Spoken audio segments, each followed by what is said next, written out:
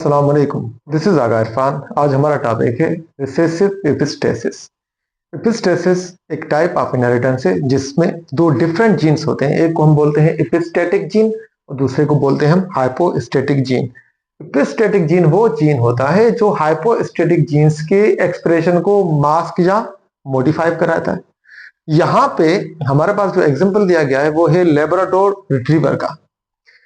उसका जो hypostatic gene है वो रिस्पॉन्सिबल है उसके ब्लैक कोट और चॉकलेट कोट कलर के लिए। अब जो ब्लैक कोट है उसके लिए डोमिनेंट एलील होगी और चॉकलेट कोट के लिए रिसेसिव एलील। मगर दोनों के दोनों कलर्स मास्क या मॉडिफाई हो जाएंगे इन केस एपिस्टेटिक जीन जो होगा वो होगा होमोजाइगस रिसेसिव फॉर्म में, जिसकी वजह से हम इस किस्म की एपिस्टेसिस को कहते हैं रिसेसिव एपिस्टेसिस। अब यहाँ पे हम करके आए हैं पहले भी डायहाइब्रिड क्रॉस। एक थी डोमिनेंट एपिस्टेसिस जो हमारा लास्ट लेक्चर था। इससे पहले ग्रेगर जॉन मेंडल उसने भी हेटेरोजाइगस की कराई थी डायहाइब्रिड क्रॉस। तीनों के जो रिजल्ट्स हैं ना, तीनों के रेशियोज हैं वो अलग हैं। तो वो आपके एग्जाम्स में आ जाते हैं, नीट हो, एमडी केट हो या आपके बोर्ड के एग्जाम्स हो। तो उस तरफ हम बाद में जाते हैं कि कौन कौन से रेशियोज आते हैं। पहले हम यहाँ पे क्रॉस कराते हैं लेब्राडोर की हेटेरोजाइगस कंडीशंस को, मेल और फीमेल को। तो यहाँ पे आ जाएं, ये देखें डायहाइब्रिड अगर हम क्रॉस कराएंगे तो बी कैपिटल बी स्मॉल ये जीन हाइब्रिड है, दूसरा भी हाइब्रिड है ई कैपिटल ई स्मॉल। एपिस्टेटिक और हाइपोस्टेटिक जीन्स दोनों के दोनों हाइब्रिड हैं, जिसकी वजह से हम कह रहे हैं इसको डायहाइब्रिड क्रॉस। अब ये मेल हो गया, दूसरा उसका फीमेल। अब दोनों के बनेंगे गैमेट्स। मेल के बनते हैं स्पर्म्स और फीमेल के बनते हैं ओवा। अब गैमेट्स ये होता है कि गैमेट्स में हमेशा किसी भी जीन की एक एलील आएगी, दोनों नहीं आ सकते एक ही टाइम पे।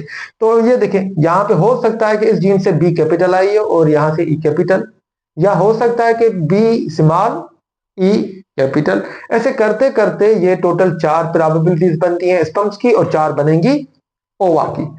अब ये चारों के चारों हम यहाँ पे फिट करेंगे पुन्नेट स्क्वायर में। तो पुन्नेट स्क्वायर बनाने का यह तरीका है कि 4 के टोटल जो बनेंगे वो 16 प्रोजेनीज होंगी, 4 टाइम 4 16।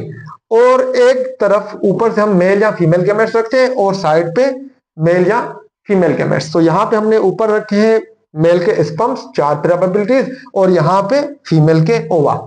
और फिर ये करते हैं कि बंदा यहाँ से नंबर 1 कोई भी गैमेट लेगा और ऊपरी चारों से वो क्रॉस कराएगा। यहाँ पे देख लें, फर्ज करें यहाँ पे बी कैपिटल है, यहाँ भी B capital E capital E capital, ये दोनों कैपिटल हो गए। ऐसे करते लास्ट वन से हम जब क्रॉस कराएंगे तो यहाँ पे बी कैपिटल पहले बी रखेंगे, फिर B small E capital E small. ऐसे करते करते टोटल 16 हमारे प्रोजेनिस यहाँ पे बन गए। अब 16 के 16 में से हम देखेंगे रेशियोज कितने हैं।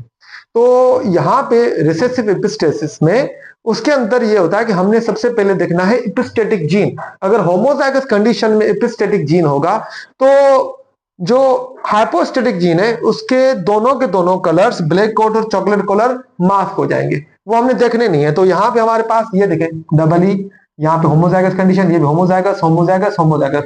तो ये 4 हमारे पास आ गए येलो कोट वाले कलर, दोनों ब्लैक और चॉकलेट नहीं आएंगे, तीसरा कलर आ जाता है वो है येलो। अब यह एपिस्टेटिक जीन यहाँ पे नहीं होगा होमोजाइगस कंडीशन में, तो फिर ये कलर्स आएंगे। उसके बाद हम देखेंगे अगर एपिस्टेटिक जीन नहीं है होमोजाइगस कंडीशन में, वहां पे वो डोमिनेंट कंडीशन में, भले वो होमो हो या हेट्रो, तो उस कंडीशन में ये बी के कलर्स आएंगे हाइपोस्टेटिक के। कौन से?